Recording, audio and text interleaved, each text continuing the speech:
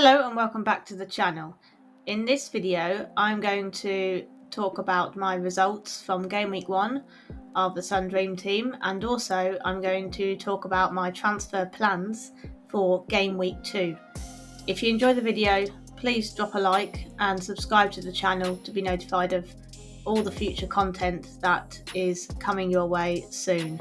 So let's get started. Starting in goal, I had Roofs for Sunderland. I chose him just because he's the cheapest goalkeeper playing for a team that's in Europe. So if I was to keep hold of him when the Europe starts, I have a chance of him playing 2 games in a week. So that's why I went for him over sort of a Trafford or a Kelleher. Kelleher was in my first draft, of course, as well. But only the 2 points for Roos, but for appearance points, and he also acquired a bonus point for getting 5 PPMs, including successful cross, successful punch, etc. But he did lose that point through the fact that they conceded 2 goals. So, yeah, not a clean sheet. I probably didn't expect, to be honest, them to keep a clean sheet, but there was always a chance, and there is a chance in this next game week where they play Fulham at home. They just played Ipswich, and they play Fulham at home. We know Sunderland are a lot better defensively, especially at home, and Roos helped keep a lot of clean sheets in the first half of last season. So he's going to stay in my team. I expect him to drop sort of a bit of money, 0.1 maybe, but he'll stay in my team and hopefully he can get some points on the board in the next game at home to Fulham. So in defence, I had Muharemovic, the new centre-back signing for Leeds, who did incredibly well. Only cost me 2.5 million. He started and played the full 90 minutes in both games away at Forest. 90 minutes in each game. I did have a feeling he could play the 2 games because he is a centre-back, so thought he was more than capable of playing a couple of games in a week. And he did, and Leeds came away with like a 3-0 aggregate scoreline away at Nottingham Forest, which is amazing. And I did mention that I thought Leeds would be quite defensively solid this season with the addition of Muharemovic and also James Trafford in goal, who looked brilliant. A fantastic signing for Leeds. So thrilled to bits with Muharemovic's points. The full clean sheet on both games, that's 10 points. And he picked up a bonus point, and he also had a shot on target in the first game. At one point in the second game, he had a fantasy assist because he got his head to the ball from a free kick or a corner. I can't remember what it was, but what I've noticed is that's happening quite a lot. He is getting those first head-ons from these crosses into the box, and he had a shot on target from one in the first game, and also he almost had a fantasy assist in the second game. He headed it towards the goal line and it looked like it had bundled in, but unfortunately the goalkeeper looked like he'd just made the save, so the ball hadn't fully gone over the line, and then it was sort of put in after that. So because the goalkeeper sort of got a touch, those fantasy assist points was taken away from him. At one point I think he was at 22 or 25 points, maybe not that much, but yeah, I'm thrilled to bits. At the time of recording he's got 17 points, but only 16 is showing on the app. So yeah, some more problems with the app unfortunately. So I think it may be 16 points. They've given a +1 for a bonus point, but he's actually only got 3 PPMs in the first and the second game. So yeah, I'll just have to see what goes on there, whether he stays on 16 or 17 points. But thrilled to bits with Muharemovic at that price point. He's likely going to go up 0.3 million. So of course he is staying in my team. to get the price rise, and his next game is Brentford at home, which is not as easy as perhaps we thought it was going to be based on Brentford's pre-season and start to this season. The amount of goals they've scored is crazy, but we have seen the start of a solid defence for Leeds, so it's going to be a difficult one to call. But of course, he's staying in my team for the price rise and that home fixture. Next was Harry Maguire, 3.5 million for Man United. They were playing Hull away, and we've talked about a very disappointing game and showing from Manchester United in general. He did finish the highest out of all of the Man United defence. He did get 4 points. This was based on the full 90 minutes played once again, and he did get a bonus point. He had a couple of successful dribbles and a good cross into the box, which someone should have converted into a goal, so perhaps should have had an assist as well. He had a shot on target, so he scored. Big chance created through that cross, no doubt, but lost a point for the 2 goals that they conceded. So 4 points, it's not as good as I thought it was going to be. You know, he should really have a clean sheet really away from home to Hull, but it's not as bad as it could have been. So I think he's set just to sort of stay the same price for next game week, but I wouldn't move him out anyway because Man United have Ipswich at home next game week. And the plan was always to keep the Manchester United guys in for these first couple of game weeks. And the crowd is just not going to let Man United play the way they did against Hull. It's a home fixture. I expect them to be much better. So he is staying in my team at least for this next game week.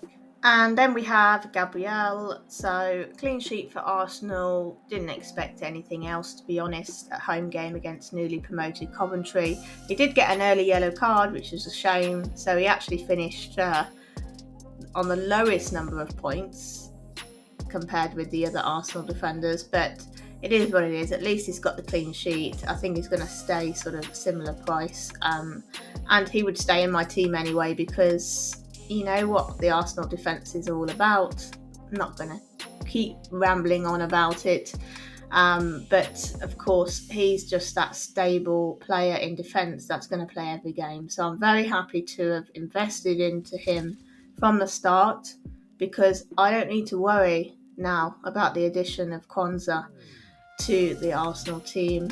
So just very happy, and to be honest, if I could have another Arsenal defender I would, but the budget's just not going to allow me at the moment. Arsenal go away to Aston Villa next. Last season maybe would have been a hard game. This season no, because of the way Arsenal are playing and how Aston Villa's team is shaping up. Definitely it is very possible they could still keep a clean sheet away at Aston Villa, all things considered at present. So Gabriel with the 6 points. So into midfield, I'm going to start by talking about my 2 Brentford assets. I'm going to talk about them together. So Schade and Utara. I did have Utara in my draft to begin with, and then towards the end of the week before the game week deadline, I moved Calvert-Lewin out and brought Schade in, with the view that these 2 Brentford guys had a chance of playing 2 games in the first game week. And in the end they did, but doesn't tell the full story, unfortunately. So let's start with the first game that Brentford had at home to Tottenham, where they won 3-0. Both Schade and Utara started. Schade played the whole game. Utara played 67 minutes, so I thought, great, that probably means that Utara plays the second game, which he did. More on that later. But back to that first game against Tottenham. 3 goals, they won it by. It should have been 4 goals. And in fact, Schade and Utara didn't have any involvement within those 3 goals, which was a shame. It Sharda did have 2 shots on target, but no conversion there, and he could have had an assist if Thiago had put away his penalty. So in the end, Sharda got 5 points from that game. It could have been 8 if the penalty had gone in. But 5 points, not too bad. Utara only scored 2 points for the appearance points. He did get through-ish on goal, but had a bad touch and the goalkeeper just got the ball. So, yes, a shame Utara, no points there really, just the appearance points. So on to their second game, where they went away to Birmingham. So it was actually Utara that started, which I was to be expected, since he only played 67 minutes of the first game. And it was Jayden Anthony on the other side, one of their new signings. And Utara got 45 minutes and did nothing once again. Just the 2 points there, and then he was subbed off at half time and Sharda came on for him. So Jayden Anthony played the whole game, which probably is not surprising really, because he's not yet going to be a starter for the main games, Anthony, but he did very well. He got 3 assists in that game. So 45 minutes each for Sharda and Utara in that second game away to Birmingham, where Brentford won 6-1. And would you believe it? Sharda and Utara had no part to play in those 6 goals. So across those 2 games, Tottenham and Birmingham, 9 goals scored by Brentford, 0 assists, 0 goals for Sharda and Utara, 2 out of the 3 of their front line. So, yeah, is it unlucky? Probably not. They didn't have many shots on target across the minutes that they played, to be fair. So just a bit disappointing, really, but it could have been worse. So, yeah, Sharda with 6 points this game week, Utara with 4. Next, I'll talk about Solis, who was in my team from the very beginning to cover that attack from Arsenal for their first game of the season at home to newly promoted Coventry. Arsenal did win it 3-0, and eventually Solis was given the fantasy assist points for the cross into Saka that sort of diverted via the Cov goalkeeper. So at one point he didn't have the +3 points, but he now has them. So he finished on +7 for the appearance points, the fantasy assists, and he also had 2 shots on target. One shot looked further out, but unfortunately it was straight at the goalkeeper. But if that would have gone in, he would have got another bonus point or a PPM to contribute towards getting some bonus points. So he finished on 4 PPM, so just missed out on those. So he's going to stay in my team. Martinelli wasn't in the squad again, so they're really lacking on left wingers unless Madueke or Eze covers on that side. But Solis is first choice, so he's going to start the next game. I think he's the most nailed on to start and play most minutes in that attacking line for Arsenal. And he's at a reasonable price, and he's going to go up in price. So, it all points to keeping hold of him for a good fixture as well next up, away at Aston Villa. Like I said last season, it could have been a bit more difficult than I feel it will be this season. So, and Aston Villa have just conceded 4 goals at Brighton. So against this Arsenal team, it could be much the same, and Solis is going to have surely some part in getting attacking returns. So very happy, really. I mean, I'd hope that maybe he got a goal, but I'm happy at the moment with 7. So onto the Manchester United assets. I'm going to talk about them together. And Burmo and Fernandes, they were always going to be in my team, going away to Hull, newly promoted team. Unfortunately, they didn't deliver at all. And Burmo started on the right, which was very disappointing because he'd done so well in the number 9 position in pre-season, and I don't know why he just didn't start there. They could have changed it if it wasn't working out. In the end, Cunha started up front and didn't do well there. Mbermo did have chances though. He did have a couple of shots on target that were saved. He did look the brightest out of the attacking players. And also he played the full game because Ahmad is injured, so that's unfortunate for Ahmad, of course, but in terms of Mbermo, his minutes do seem to be secure going forward, and he still looks promising in front of goal. So, yeah, just the 4 points, appearance points and shots on target for Mbermo. As for Fernandez, very disappointing showing. He got the appearance points plus 1 shot on target and 1 bonus point from 5 PPMs just for a dribble and a couple of accurate crosses, but I expected a lot more from Bruno in this game. He could have been a captain choice for some. Luckily, Haaland didn't do well either, so there wasn't much to pick between those that went Fernandez and those that went for Haaland. But yeah, I expected more from Fernandez, and potentially we're looking at a bit of a price drop now, but he's going to still remain in my team for the home fixture next against Ipswich at home, where I would hope that he would be doing a lot better for his price. So my attacking line, I had João Pedro for obvious reasons due to his current form in pre-season. He came up with a goal and an assist in this first game away at Fulham, looked really bright as part of that front three with Palmer and Rodgers. So no surprises really. I didn't choose to captain him just because he was away from home, but well done if you did. 13 points at the time of recording with that EFL Cup game against Luton to still play, but I don't think he'll be a part of unless he comes off the bench. So 13 points as it stands at the time of recording. He is staying in my team because they have their first home fixture next in game week 2 against Brighton, and I think they played amazingly well in the first game away from home, so I can only expect an even better performance for their first home game of the new season under their new manager.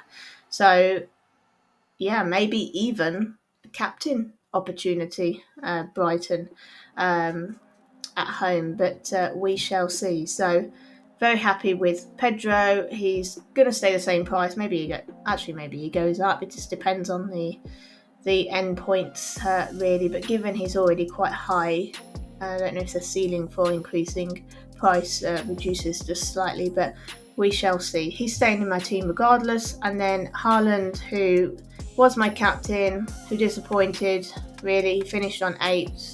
That was double 4 that he got for the 2 appearance points and 2 shots on target. As I've mentioned, I just think his service was limited quite a lot.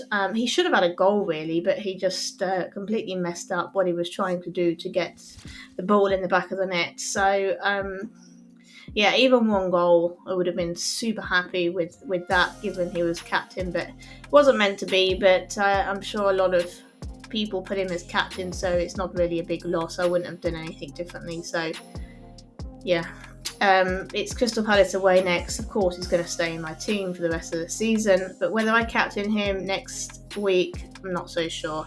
He's looking at a slight price drop, but again, we just have to take it at the early stages of this season. I just produced this graphic just to show you my 3 drafts that I presented to you before the first game week started. So draft 3 was actually my final draft, but I'm pleased to say that with the thought process that happened throughout the game week, my final draft and draft into game week 1 ended up coming away with the most points overall.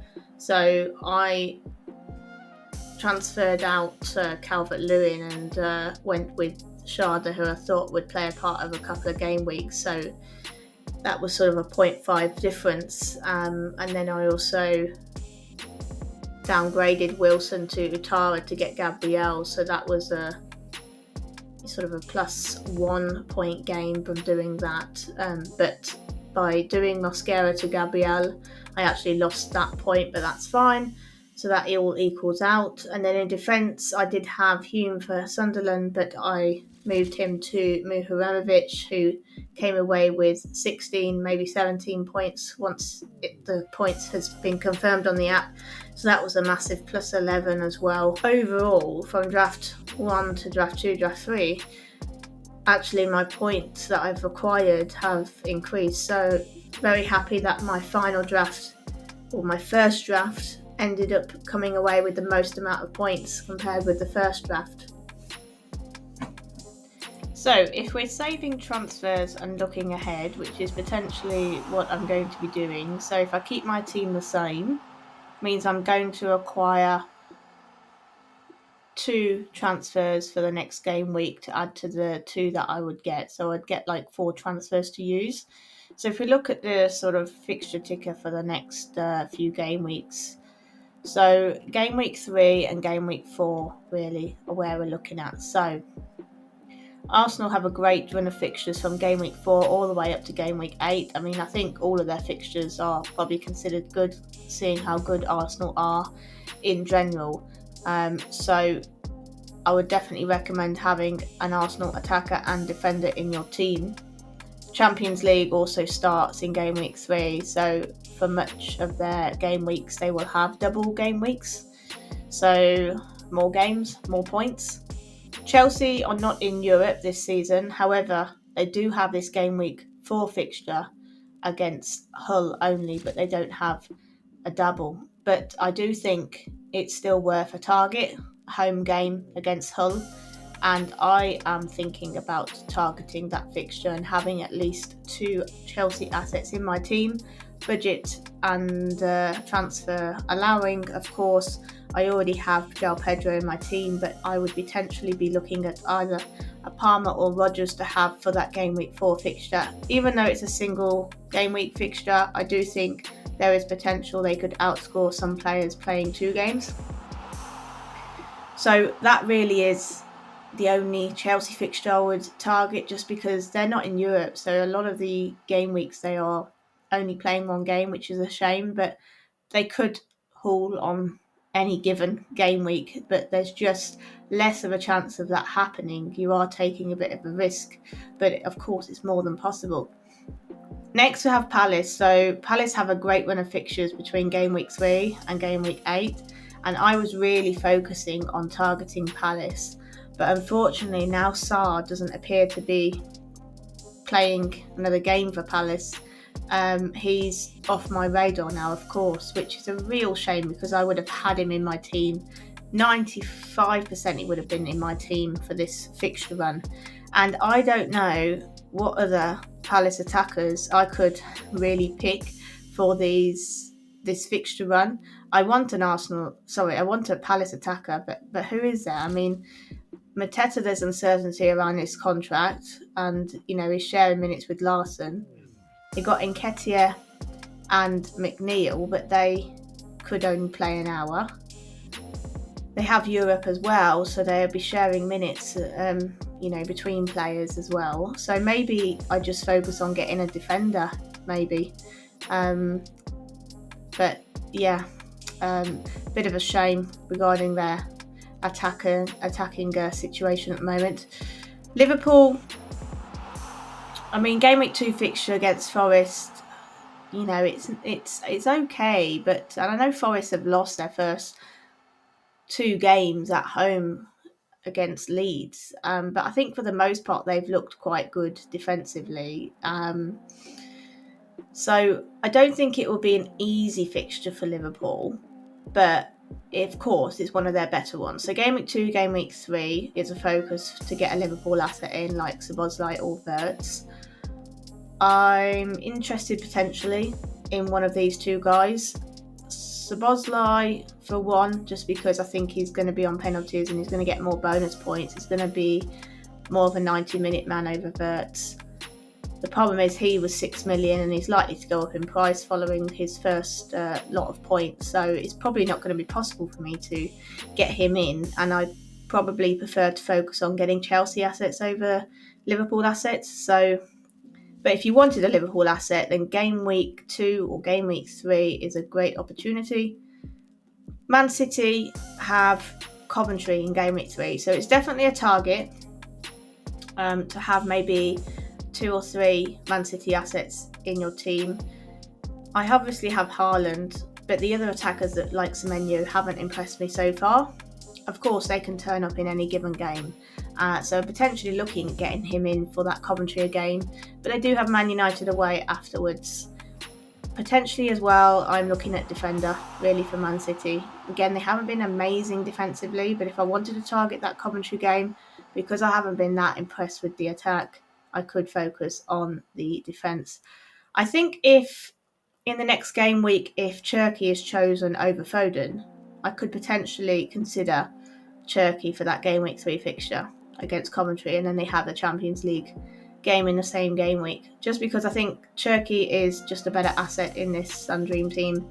He was, joint top for sort of assists last season across all players, and and get some bonus points as well. And he came on and provided 2 assists already in this first game week. So the only issue is there's just no guarantee he's going to start, and I don't know if I want to take that risk too early. And then Manchester United are obviously on their good run of fixtures currently. A lot of us will have Man United players in our team already, so unlikely to bring any more in. So on the whole, I think my preference really is save the transfers. I'm going to focus on game week 4 fixture, Chelsea versus Hull. Even though it's a single game week, I just have a feeling they're going to run riot. So my transfer plans for game week 2. I don't think I'm going to change anything, but I'd like to hear your thoughts anyway. So obviously we've got 2 transfers that we can use. Starting with Roofs in goal, only 2 points this game week. He's likely going to go down 0.1, but he has a home game against Fulham next, and we know how good Sunderland were at home last season, and this is Sunderland's first game at home of the new season, so the crowd will be behind them. I think they have a good chance of keeping a clean sheet, so he's probably just going to stay in there. Quite frankly, we just don't have the budget to make significant upgrades at this moment in time, so it's not a priority by any means to start changing now. So he's going to stay in. Next, Muharemovic, of course, is going to stay in. Massive 16 or 17 pointer this first game week. He is absolutely nailed in this Leeds side, and Leeds defence are just looking incredibly solid this season. The only perhaps worry is that they've got Brentford at home in this second game week. It can either go one or 2 ways. Either Leeds remain defensively solid, or Brentford keep banging in the goals. But maybe it could be quite a tight game, but it could be the opposite. Anyhow, he's staying in my team because he's going to get a 0.3 price rise, and we need to focus on building budget at the start of this season. He has the aerial threat. I've seen him already in his first game week winning the first headers from crosses into the box and getting a few shots towards goal. So he has great potential, and he is an amazing price for all those things. Next, Maguire. He's staying in my team despite the only 4-pointer. Possible he will stay the same price or go down 0.1, but he has Ipswich at home next, so it's a home fixture, first home fixture of the new season. So, and against a newly promoted side. So of course he's staying in for now. No point using a transfer to move him out before that game. Gabriel, of course, he's just going to stay in my team for the remainder of this season unless Arsenal start conceding goals for consecutive games, which you just know it's not going to happen.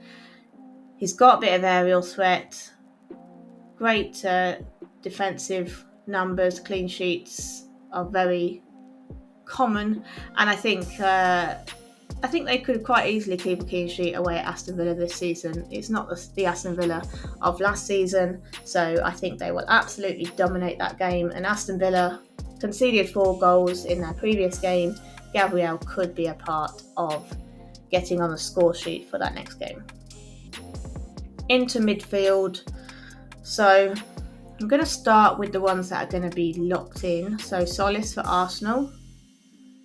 My cover for the attack of Arsenal, because he's pretty much nailed to start. They don't have any other natural left winger unless they sign somebody else, but he's doing so well.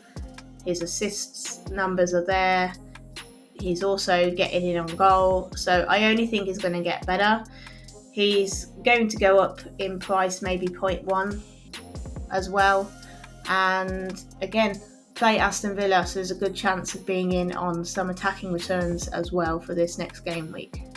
And also his price is decent. When Saka is 5.5 million and he's not guaranteed to start, Odegaard is probably the next best Arsenal attacker you might want to go for, because he is nailed to start. He's their captain and he's can play in the number 10 position. Solis or Odegaard, I would say, if you want to cover that attack. And Mbeumo and Fernandes, they are both staying in despite not performing well in their first game week in terms of points. Fernandes might go down a bit, as with Mbeumo. They might go down 0.1.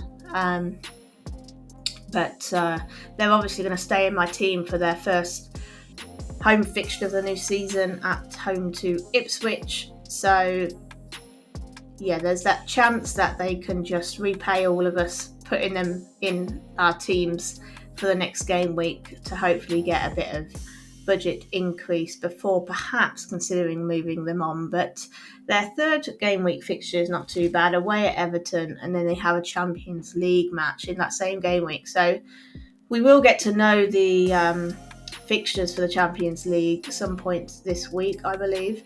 So that can really help us decide whether we keep them in after Ipswich. Of course, if they do really well and they look like they're going to get a budget increase, we probably still want to keep them in, because we just need to get this budget increase as early as possible.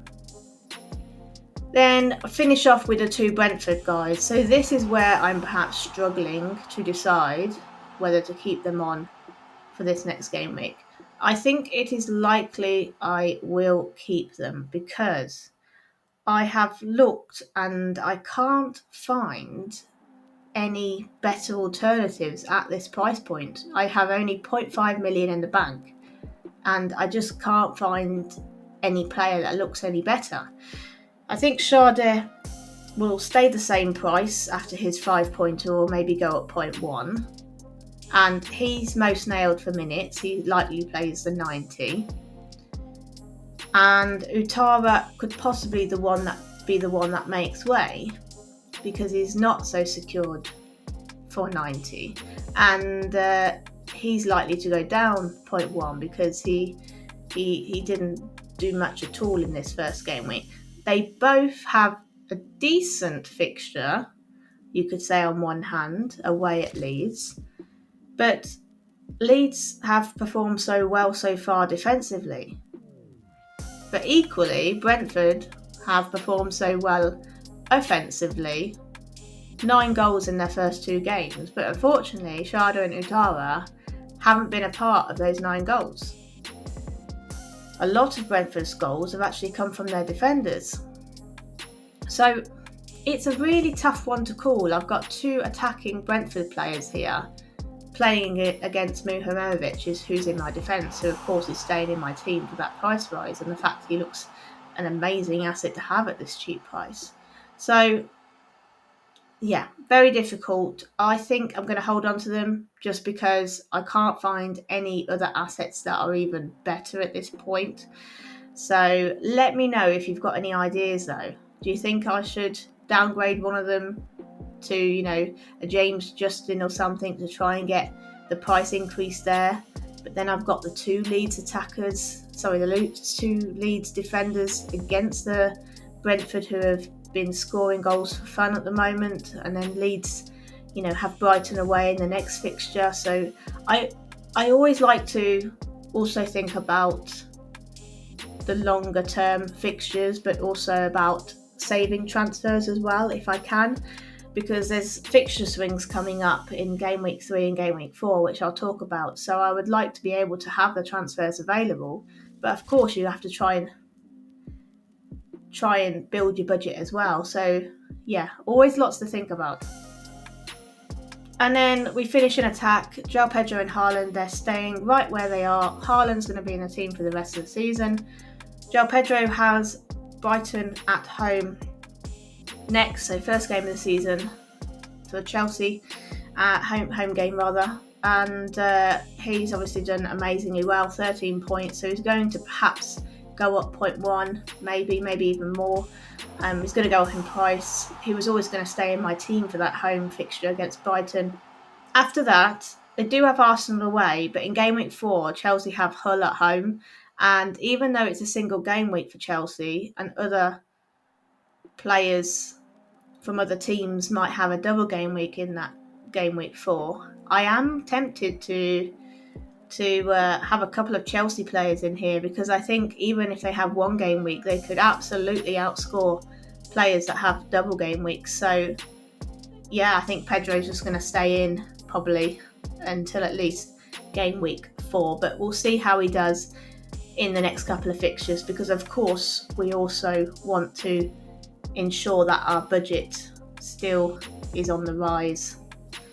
So there we have my plans. So really, I think it's just going to stay the same for this next game week. Let's bag the 2 transfers to use for the following game week. My price of the team is not going to change too much. I might highlight that in a future video before, or my confirmed team selection video is going to highlight perhaps what the price changes is going to be. But the only players that I would consider changing would be Shada and Utara, or one of them. If there's only one of them, it would be Utara, just because he only scored 4 points across the 2 games, had no attacking threat, and he's likely to go down in price, but slightly. But let me know in the comments if you've got any ideas for my team as well, because I might be missing something here, and I'd be happy to hear your views. So just to finish off, a little note on potential price rises or fall. A lot of my team didn't do that great to warrant a big price increase. It's really just Muha Removic who's going to go up the 0.3, but I've kind of estimated that potentially I could just get a plus 0.3 million price rise this at the start of next game week. So do I accept that, or do I think about moving Utara out for a player that's likely to go up in price? That is my dilemma, because Leeds away for a Brentford team who are just scoring goals for fun at the moment. There's potential that Utara could do really well in the next game week, and I could benefit from those points. So it's a really difficult one, but I'd like to hear your thoughts, so please pop them in the comments. Do I keep my team, keep the 2 transfers for the next game week, or do I perhaps bank a little bit more budget, which I know is important as well, by moving Utara out for someone else who's going to get a price rise? Let me know what you think in the comments. Hope you've enjoyed the video. Let me know how you've done in game week 1, and please drop a like rating on the way out, and subscribe to the channel. I will be back in maybe a couple of days with a sort of final thoughts video. We will have news of cup draws and Champions League draws, etc., which I all help towards making your decisions for this game week, and with the view of your plans for the next few game weeks. So I will see you on the next one.